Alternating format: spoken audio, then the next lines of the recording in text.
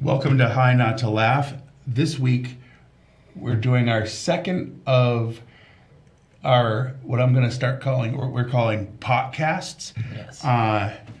There have been a few people that watch our show that said, hey, what about longer episodes? So we did one last week where I taught you 10 things about Gen X growing up. One the week before. That was like 15 minutes. That was sauces. a taste test thing. But yeah, it could be a few different things. But basically, once a week we're going to do a regular 2-3 minute short thing. Every day we're still uploading our shorts, which we're going to rotate what those are. And Mondays are going to be podcast. Yes. We will have a new background for the podcast when that, probably by next week. I already have it designed. It's just we're got time crunches. Yeah. This week, I'm going to talk about, since people seem to like the Gen X talking to Gen Z thing, I'm going to tell you about 80s and 90s cartoons. This is very specific to that time period. There's some since then, some before then, but there was a bunch in the 80s and 90s. Celebrities who had their own cartoons based on them, sort of. Not based on TV shows, not based on movies. They had those too, and we'll get into those in future weeks. But, for example, MC Hammer had a show called Hammerman. Yeah. Here's the premise. He had magic talking shoes that when he put them on, he turned into a superhero named Hammerman. Hammer voiced the cartoon, which was rare in these things usually. Oh, yeah. He also hosted live action bits at the beginning and end. And it was usually, giving kids good advice. Most of these are going to have that in common. Right. He-Man did that too. Sure, that's true. A lot of shows did. But, so what do you think of Hammerman? Did I ever show you any of that? I told you about it, right? But it doesn't surprise me that it exists, let alone that he would do it himself, because he was all did the Addams Family thing. Yeah, and he was always about the kids and stuff. He was. So it's like, that's right up his alley. Yeah.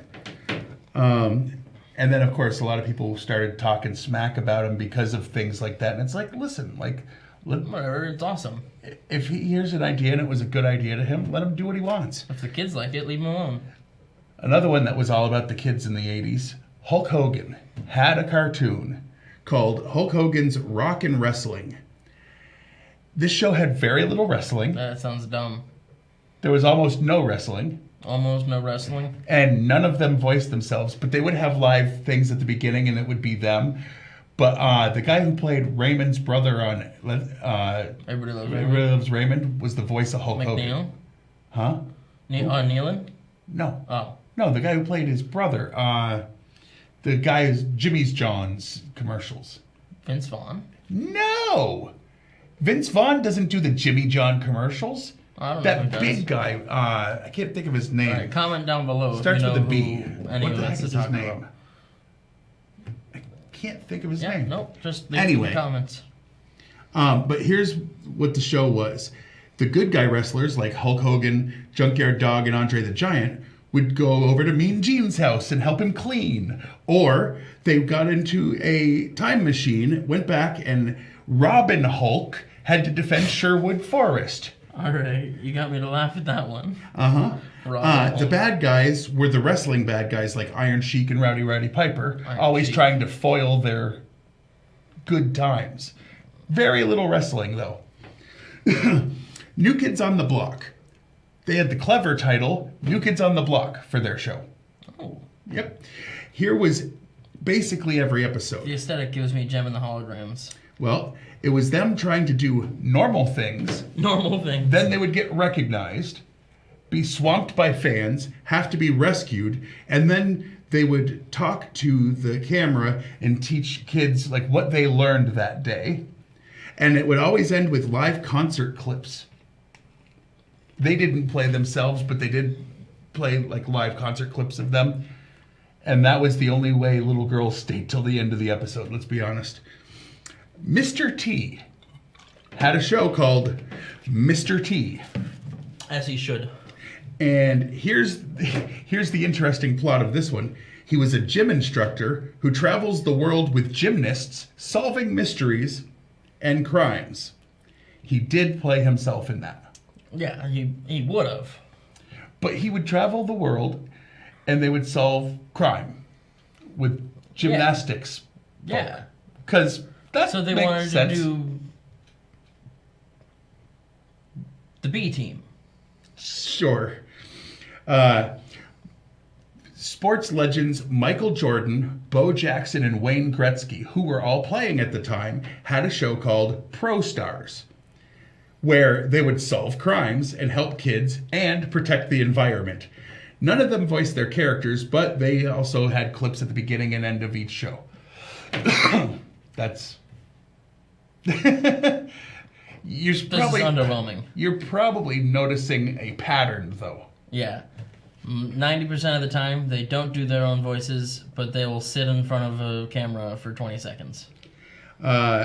Kid and Play had one, not voiced by Kid or Play, called Kid and Play. They would have adventures that were made to teach kids to make good choices. And there were live action clips with guests like Salt and Peppa, and Kool Moe Dee. It only lasted from September till December in 1990. That was the same with that other one. Which one? The Culkin one. Oh, yeah. I told him what the premise was, and I told him that Macaulay Culkin had a show, but it didn't quite fit into the category because, what was it called? Wish Kid. Wish Kid. It lasted from September to December in 91. And he played like something Mac or something. It wasn't Macaulay Culkin. But they made him look like him, and it was basically him, and it was voiced by him, but it wasn't him. So these are all people playing themselves or other people playing them. Yeah. Chuck Norris had Chuck Norris's Karate Commandos. Commando spelt with a K.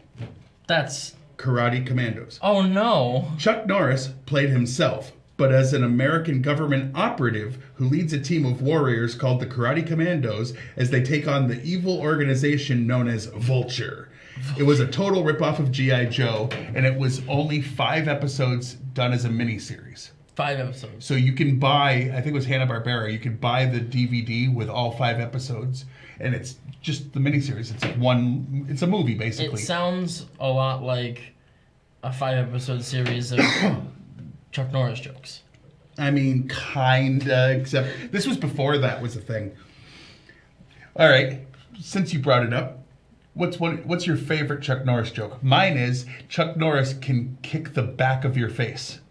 Yeah. Just the idea that somehow he gets in and behind. That he drove his mom home from giving birth to him in the hospital. That's a good one.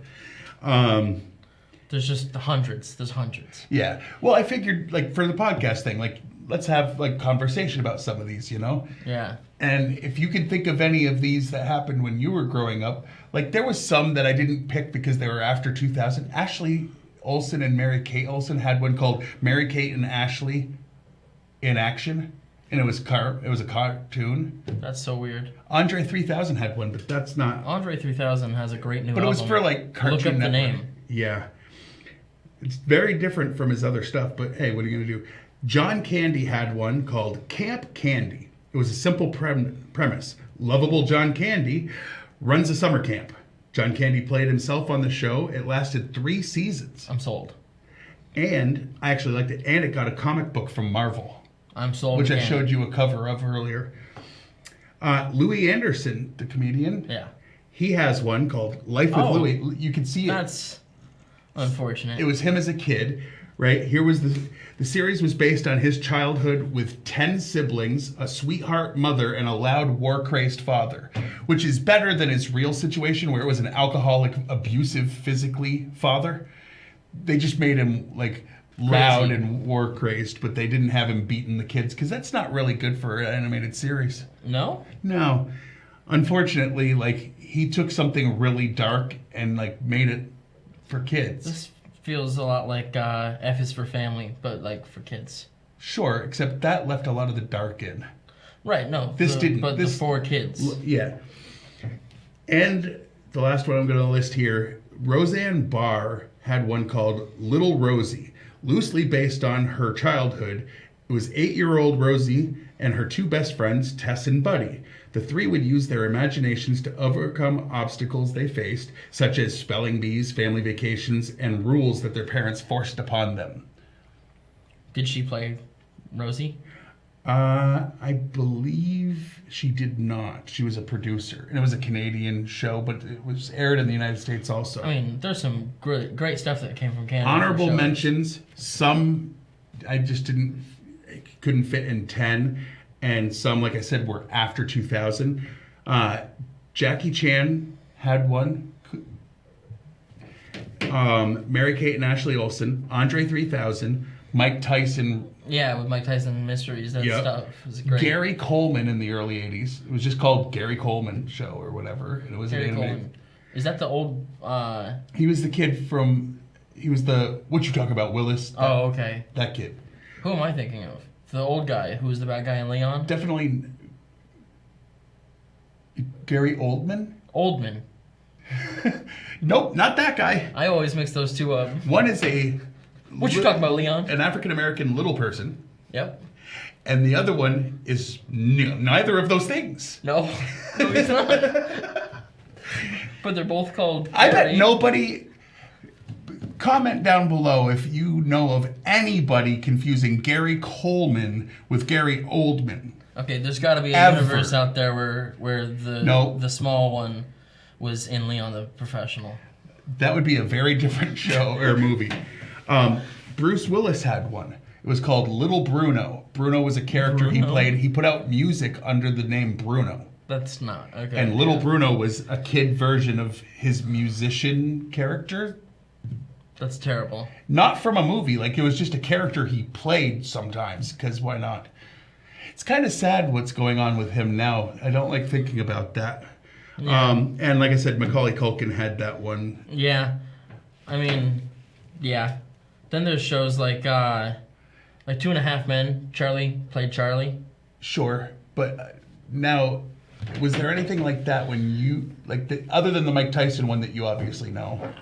Not that I can think of. Right? I mean... the Mike Tyson one. Now, bands have had that before. Like, I think the Jackson 5 may have had a cartoon back in the day, but it was before my time. It wasn't a cartoon, but, the Big Time Rush people played their names, you know? There weren't a lot of cartoons. I mean, the Monkees used their real names, but cartoons... Right. A lot of the cartoons I watched were... admittedly for stoners. So, nobody was playing themselves. There was the Eminem But show. the idea that there was not only enough of them, but there was enough of them for me to teach you about 10 specifically and bring up others. Yeah. That's crazy, right? It is. That's a very 80s thing. It really was. And we've got other cartoon things that we're going to break down in future episodes. I've got things like... cartoons that were based on movies, cartoons that were based on movies. Yep, that became movies. Cartoons based on TV shows. Cartoons based on video games, and everyone knows Super Mario Brothers. I've got a list where you're gonna go, how is that even possibly? Yeah, and we're still missing Earthworm Jim. All right, boycott. There was an animated series of Earthworm Jim. Well, where's my live action movie? Huh? And where's an updated version of the game so you could play it on our system? Right. I think it's on that thing that we got. Yeah, well, that's not updated enough.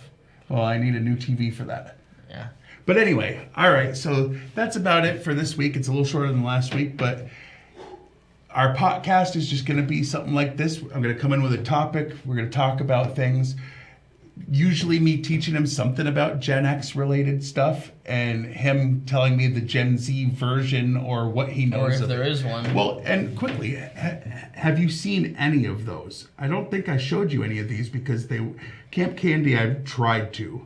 Yeah, but it wasn't anywhere for us to find. I think there was an episode or two I found on YouTube. I watched Camp. That's not the same. No. But can you imagine, Roseanne Barr, who gets canceled now, had a show for kids where she was a little girl. I'd watch a baking show. A baking show? Of hers? No, never mind. Why would Roseanne know anything about cooking? She did have a reality show where she grew macadamias in Hawaii. It was called Roseanne's Nuts. You know? Does that surprise you? And there's so many ways of putting that because, she tries to act manly. She has nuts. She grows nuts. Yeah, and that's why they were named it that. She's nuts. It was a good title. But anyway, all right. So that's it for this week. So like I say every week, when they go low, we get high.